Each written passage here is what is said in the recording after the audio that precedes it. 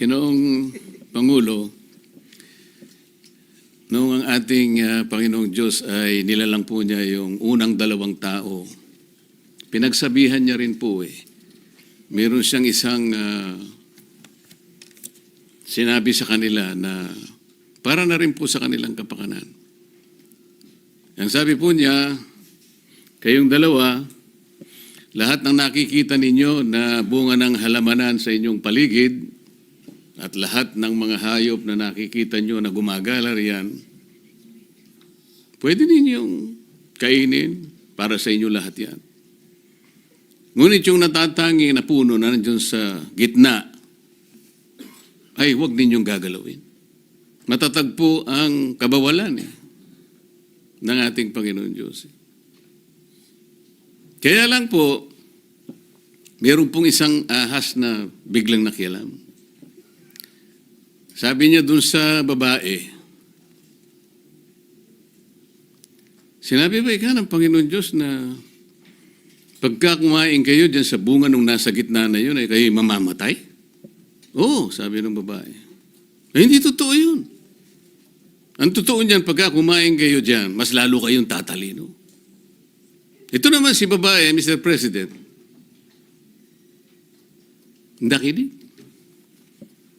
At nung makinig siya, pinuntahan pa niya yung asawa niya. Yun po yung kauna-unahang under desire po, Mr. President.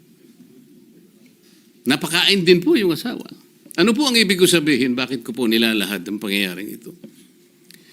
Meron na pong kapasyahan Ang dami pong gustong sumausaw, ang dami pong gustong magsabi ng kaibayong pananaw at paniniwala doon sa kapasyahan na iginagalang nating lahat.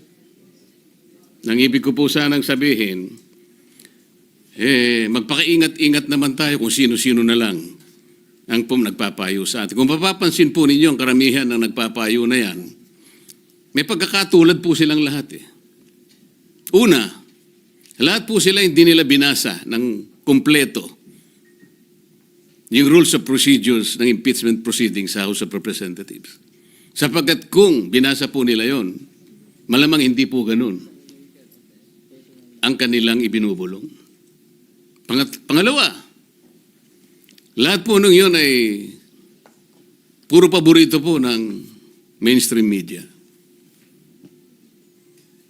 Sila na lang po yung tinatanong Pangatlo, lahat po ng yun, walang pagmamahal sa mga Duterte. Ngayon, kung yung kalipunan po ng mga tao na yun, ng karamihan po sila, sa kanila ay nagsasabi, sila po yung mga legal luminaries. Tingin ko po sa kanila, yung iba ay legal mercenaries, Sir President. With all due respect to the word. Kaya po kung minsan, imbes na po malinawan ang marami po nating kababayan, nagkakaroon po ng pag-aalinlangan. Yung iba po ay naililigaw, nalilinlang sapagkat iba't iba. Kaiba yung mga paniniwala, pinipilit at gustong ipilit na yung pa yung mananaig kesa dusang kapasyahan na po na ibinaba ng Korte Suprema.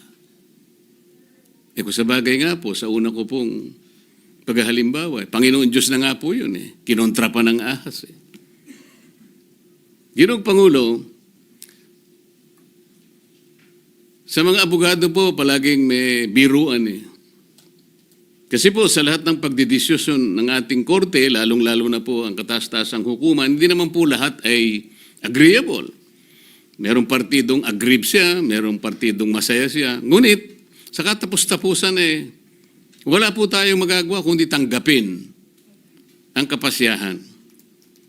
Minsan po sinasabi nga natin kahit pabiro, alam mo ninyo basta desisyon ng Korte Suprema ay nagiging bahagi ng ating mga batas, mali man o tama.